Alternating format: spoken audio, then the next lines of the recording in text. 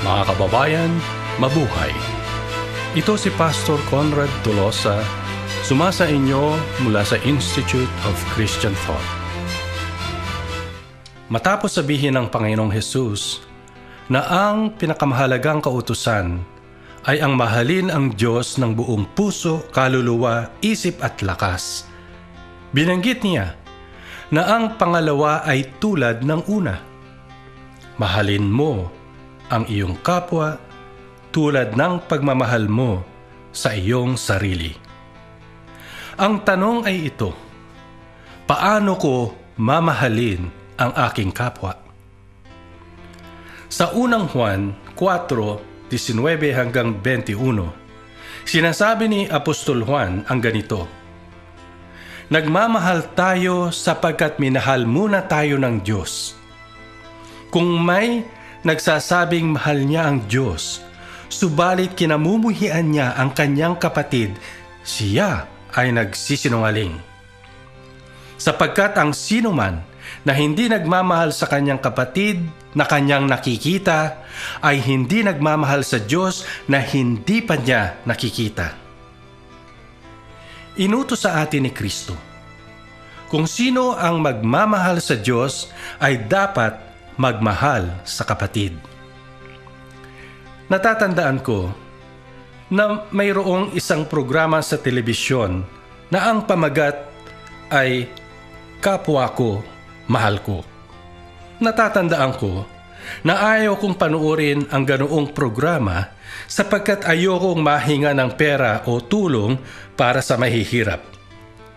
Wala akong magagawa sapagkat sapat lamang ang aking sinuwesweldo para sa aking mga pangangailangan. At isa pa, ang laging pumapasok sa isipan ko ay kaya sila naghihirap ay dahil tamad sila.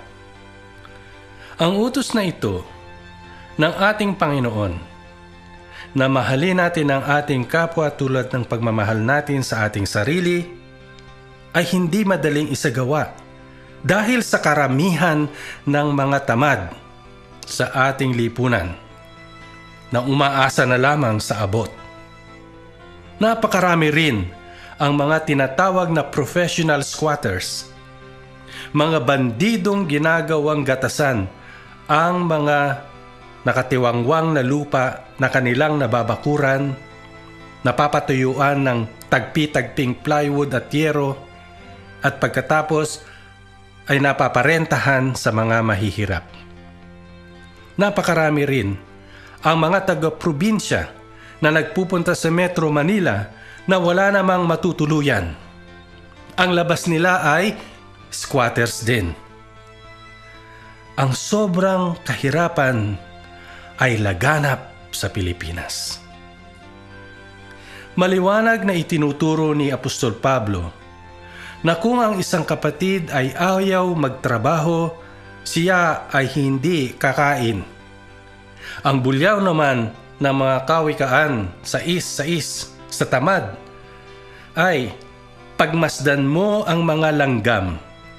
Alamin mo ang kanilang pamamaraan at karunungan. Hindi dapat abutan ng tulong ang mga tamad. Sila ay dapat pabayaang gutumin. Sapagkat kapag sila ay ginutom, mapipilitan silang maghanap ng trabaho. Mamamahal natin ang ating kapwa sa pamamagitan ng pagtulong sa kanila sa oras ng pangangailangan. Subalit, hindi natin dapat tulungan ang mga tamad at mapagsamantala. Panahon na upang harapin ng mga Pilipino ang kani-kanilang personal na responsibilidad. Ang pang-23 artikulo ng Biblical Christian Worldview ay ito: dapat mahalin ng tao ang kanyang kapwa tulad ng pagmamahal niya sa kanyang sarili.